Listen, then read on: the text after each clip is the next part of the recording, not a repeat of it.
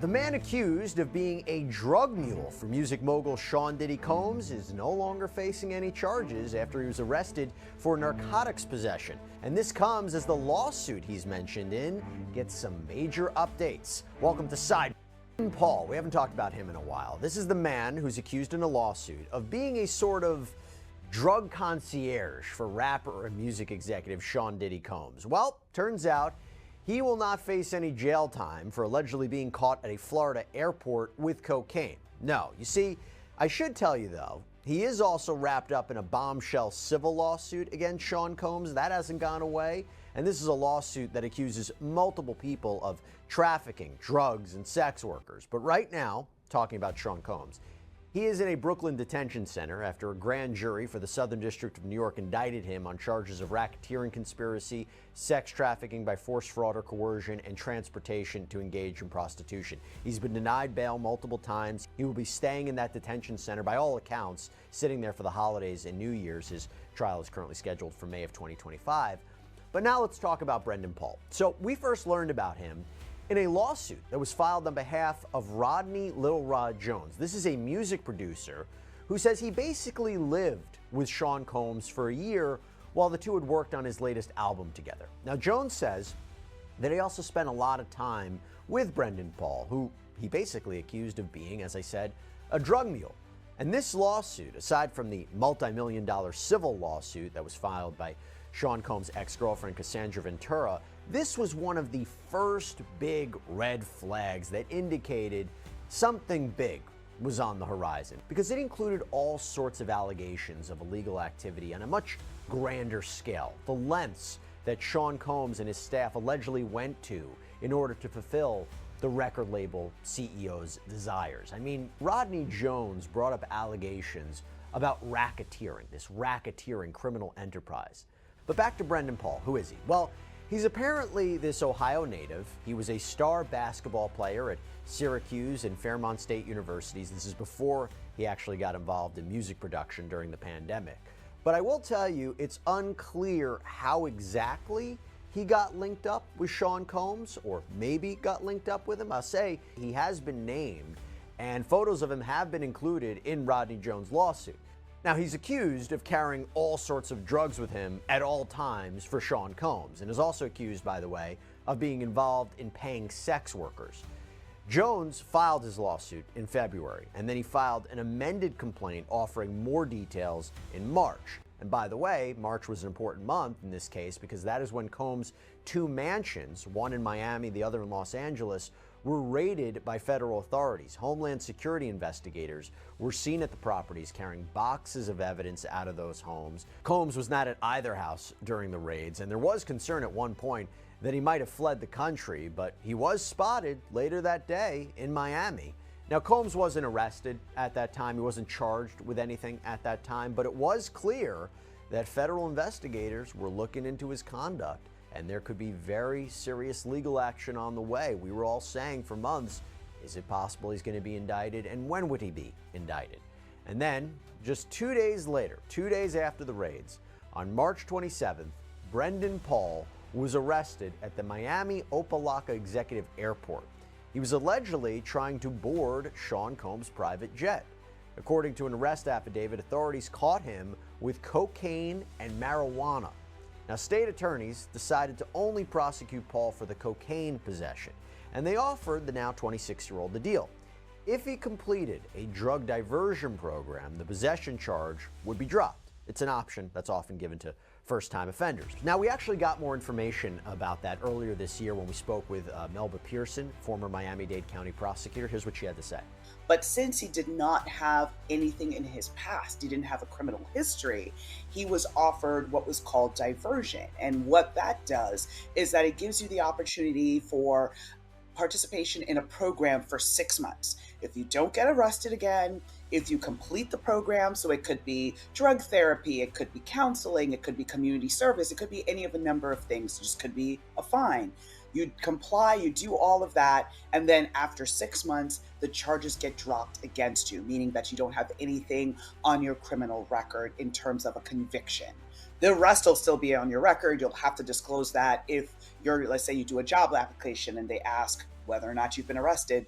you have to answer yes. But if they ask you if you've been convicted, you can check no, which is, again, a huge thing in terms of collateral consequences and being able to move forward with your life after interaction with the criminal justice system.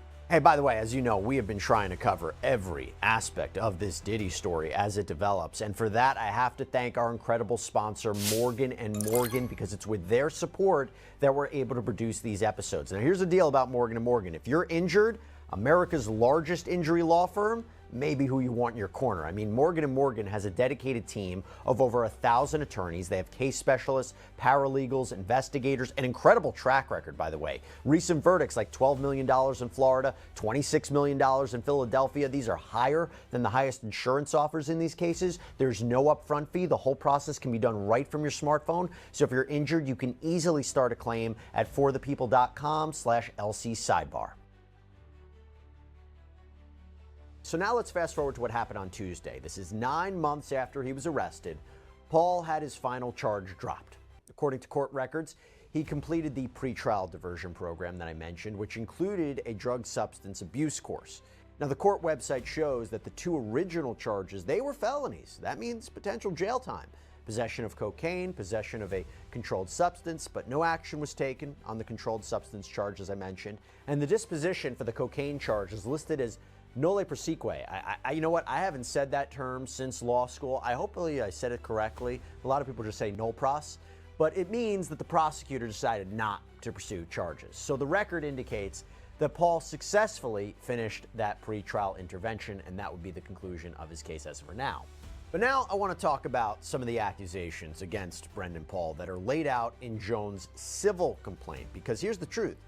We don't know if Brendan Paul will somehow be connected to Sean Combs' criminal case. To be clear, though, when it comes to this, Paul is not named as one of the defendants that Jones is suing, but his alleged boss, Christina Coram, sure is.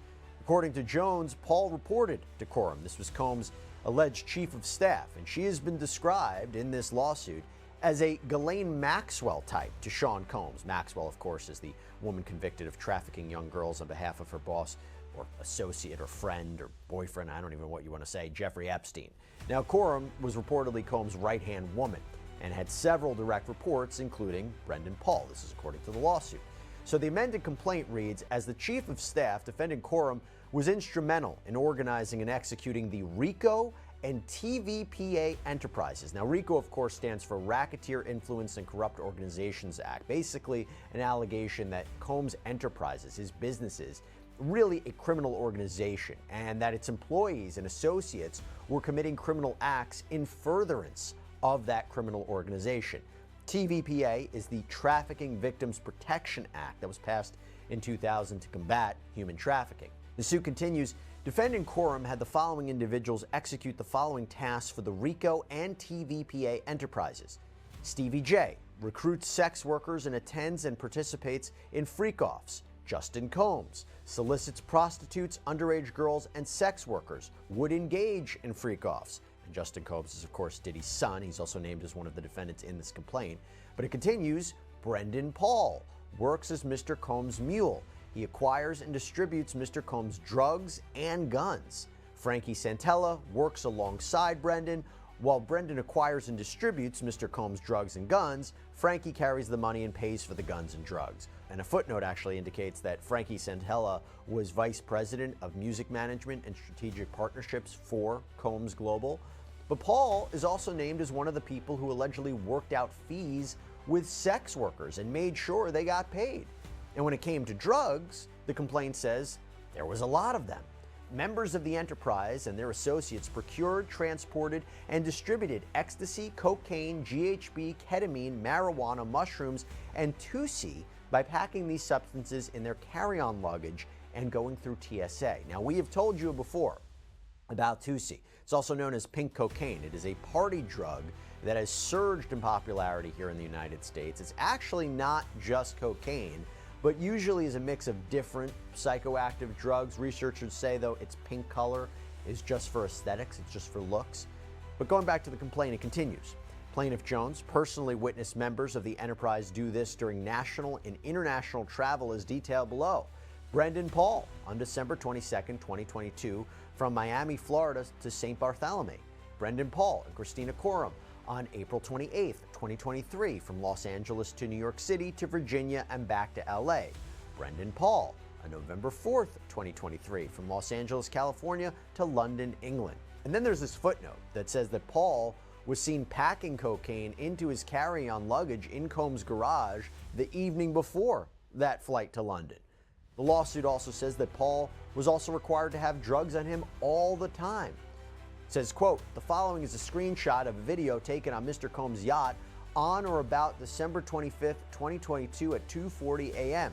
Brendan Paul is videotaped with one of the black pouches defending Combs and Christina Coram required the associates and members of the Combs RICO enterprise to carry. This pouch was filled with ecstasy, cocaine, GHB, ketamine, marijuana, mushrooms, and 2C. So a lot of serious allegations packed into this lawsuit. But again, Paul is not named as one of the civil defendants, and his drug case in Miami is now basically over. But of course, civil allegations are very different than criminal allegations, but there is an overlap between what prosecutors are alleging and what is being alleged in Jones' lawsuit. And I will say, since prosecutors have alleged that during these freak-off sessions there has been rampant drug use, and these are those prolonged, coerced sexual performances involving sex workers, you have to wonder whether or not Brendan Paul is somebody prosecutors have spoken to, plan to call as a witness, whether or not his name will even come up during the course of this criminal case. We shall see. But going back to this Jones lawsuit, we actually have an update for you on this. So, a new order came down from the judge overseeing this case and gave a partial win to Jones and also a partial win to the defendants. It's a bit complicated, it's a little complex, but here's the basics. So, when Rodney Jones' lawyer, Tyrone Blackburn, filed this original lawsuit in February, he named multiple defendants, including executives with record labels like Universal Music Group and Motown Records. And he alleged that those executives knew what Combs was up to and just let it happen.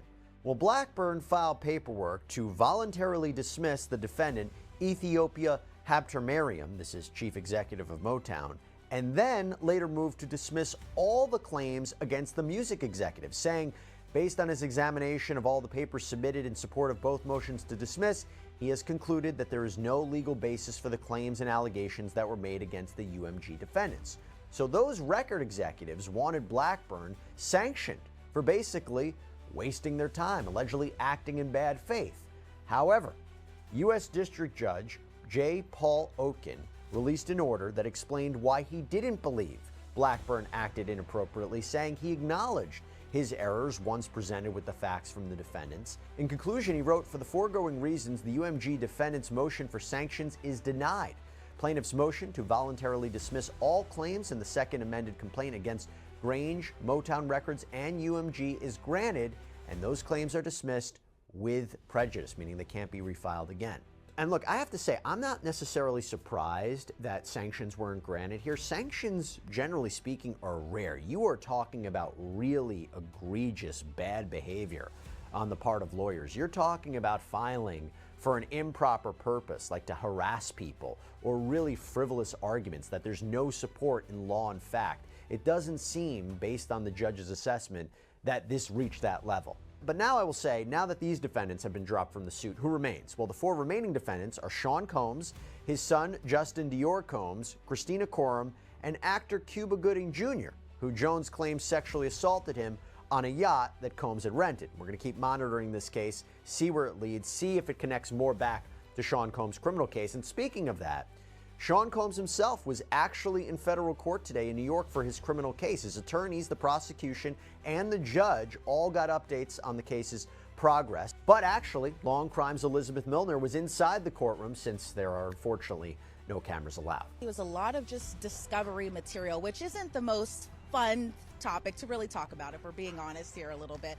So a lot of things was just turning over evidence, what time frame that evidence will be turned in. And so from what So the government says that they're on track to produce the discovery by the end of the year, meaning December 31st. You know, they say the investigation is still ongoing.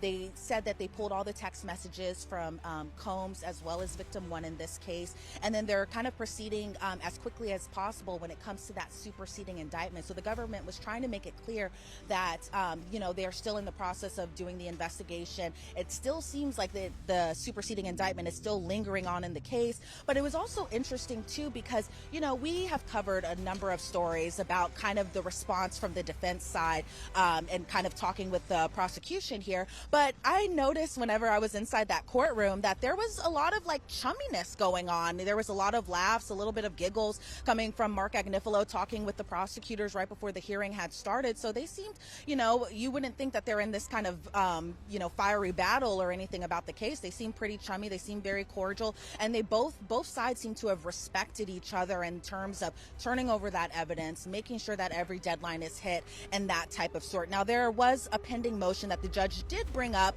that, you know, at the time, Judge Submaranian did mention that he wanted to keep, he was possibly thinking about denying that motion, but instead what he did was the prosecution, or excuse me, the defense time, or excuse me, a lot of music kind of going on here in the background. But what the defense says is that their preference was to keep that motion open so that way, you know, the judge wouldn't dismiss it with a little bit of prejudice, which means that they could have refiled the motion. But, you know, that didn't happen. The defense kind of appeared that they just wanted the motion to stay open, see what would happen with all of that. But, you know, it seems like we will not be seeing any bit of Diddy until March when the next hearing is going. But it seems like they're all kind of going along with the timeline. It seems that they appear to be ready to get started on May 5th, pending whatever goes on with the potential superseding indictment, which again, I just want to stress to our viewers that has not been issued at this time.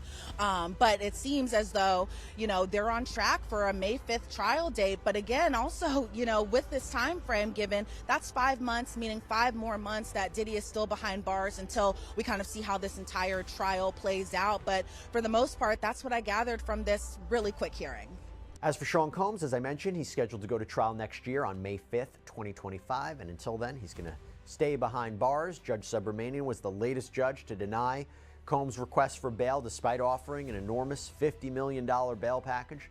Prosecution said there's evidence that Combs is trying to influence witnesses from inside the MDC, Metropolitan Detention Center. At the very least, he was breaking the rules. And what I mean by he's breaking the rules, he was involved in jail phone calls, like using other inmates' information to make calls or conducting three-way phone calls. That's a big no-no in the MDC, and the judge was persuaded by the prosecution that Sean Combs should not be entitled to pretrial release. We, of course, though, are going to continue to follow all things Combs closely and bring you all the latest updates right here on Sidebar. That's all we have for you right now, everybody. Thank you so much for joining us. And as always, please subscribe on Apple Podcasts, Spotify, YouTube, wherever you get your podcasts. I'm Jesse Weber. I'll speak to you next time.